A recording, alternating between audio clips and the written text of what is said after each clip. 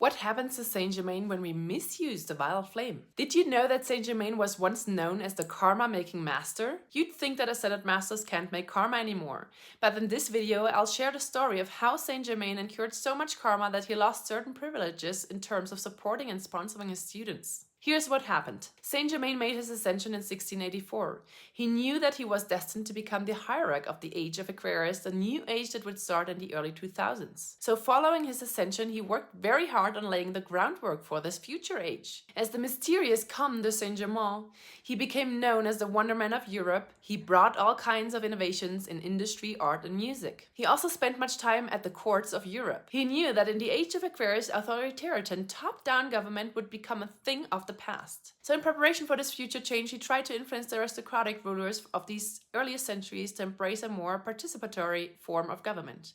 But alas, they didn't heed his advice, and slowly but steadily, several of these kingdoms drifted into revolution, including the French Revolution that brought so much bloodshed and destruction.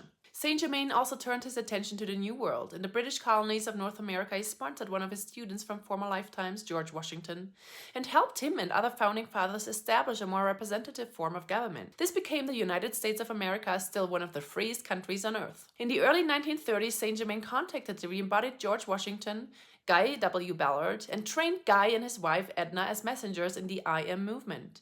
Through them, he released the dispensation of the violet flame. However, when mankind at large failed to respond to this dispensation, the Lords of Karma told Saint Germain they would not give him another allotment of energy for mankind to take and to dissipate and to waste.